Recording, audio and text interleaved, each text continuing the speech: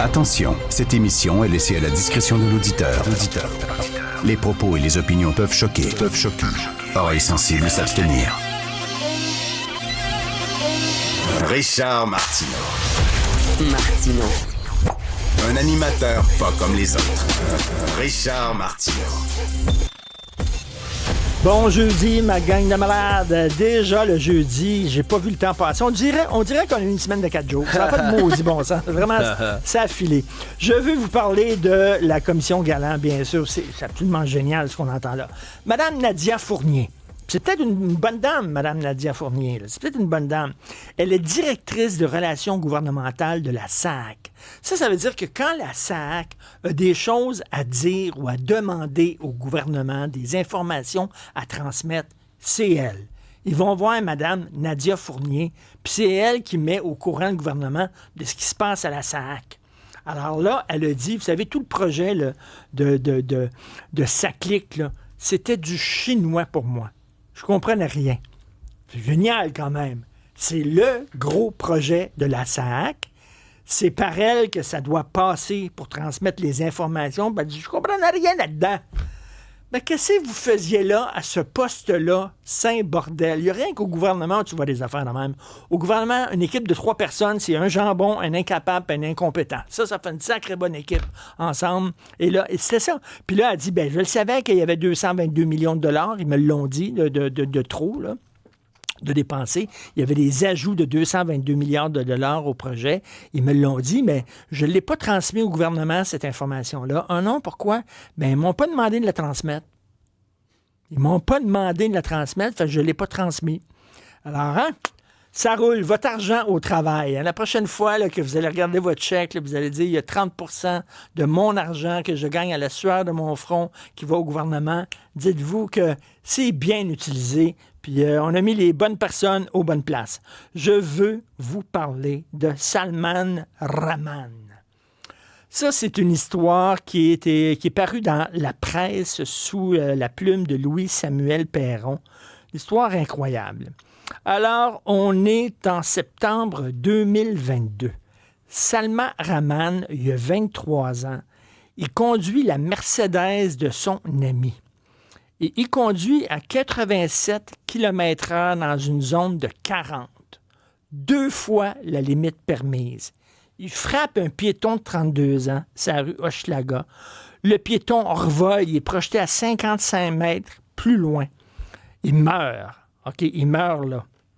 Et là, Salman Rahman, il est accusé de conduite dangereuse ayant causé la mort.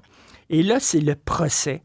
La couronne réclame une peine d'emprisonnement ferme de 2 ans moins 1 jour. Et la défense veut une peine extrêmement clémente, c'est-à-dire une sentence suspendue, pas de prison, et 240 heures de travaux communautaires, en disant que c'est pas de sa faute, parce que le jeune, toute sa scolarité, il l'a fait dans une école coranique. Il n'a rien appris d'autre que le Coran. C'est pour ça qu'il roulait à 2 fois la vitesse de la limite permise. Veux-tu rire de moi, toi, crime? Il y a un avocat qui a dit « Hey, ça va être ça que m'a plaidé. J'ai trouvé l'idée, là. Il y a eu une éducation religieuse et c'est pour ça qu'il n'est pas capable de lire 50 km ou 40 km/h limite permise parce qu'il est immature. Je comprends que quelqu'un qui passe par une école religieuse et toute son enfance, son adolescence, puis ses années de jeunes adultes, il n'apprend que le Coran ou alors la Torah ou alors la Bible. Je peux comprendre que tu sors de là et tu es un petit peu niaiseux. Rappelez-vous, il y a des années de ça, il y a un couple, un homme et une femme juifs qui avaient poursuivi le ministère de l'Éducation en disant, nous autres, nos parents, ils sont hyper religieux. Ils nous ont placés dans une école hyper religieuse, une école juive, mais rigoriste. On n'a rien appris. On n'a pas appris la biologie, on n'a pas appris la géographie, on n'a pas appris l'histoire.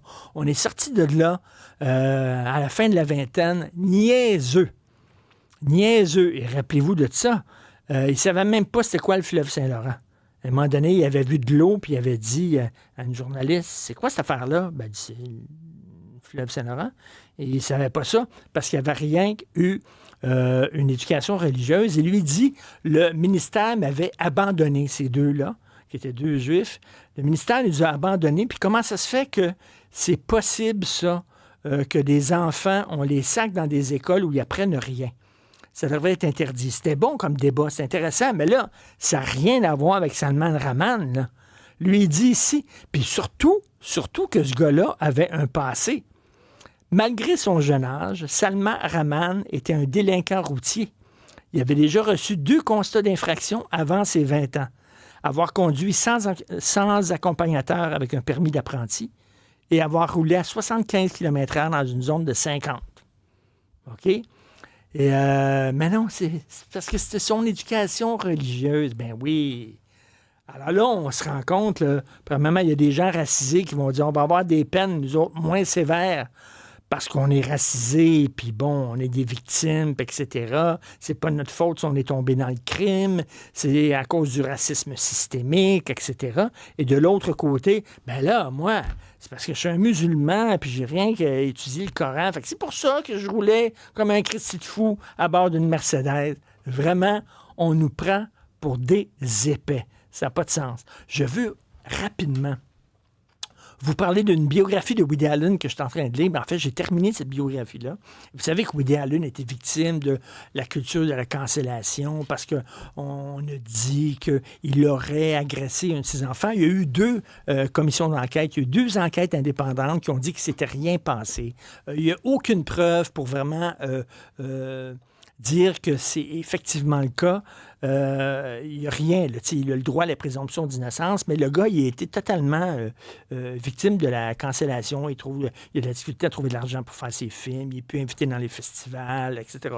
Bon, tout ça. Et le biographe, il dit, moi, j'ai fait des biographies de plein de gens, de plein de monde. Dans ma vie, il a fait une biographie d'Alfred Hitchcock, il a fait une biographie, de plein de gens. Puis il dit, les gens, quand je les interviewais, en disant, ben là, je fais une biographie d'Alfred Hitchcock, les gens disaient, j'ai des choses mauvaises à dire à propos d'Alfred Hitchcock, mais je ne veux pas les dire, nomme-moi pas. Ça va être off-record, parce que, tu sais, je veux pas que ça se retourne contre moi, étant donné que j'ai des choses négatives à dire. Mais il dit là, pour la première fois de ma vie, c'est les gens qui avaient des choses positives à dire sur le sujet de ma biographie qui me disaient « Nomme-moi pas.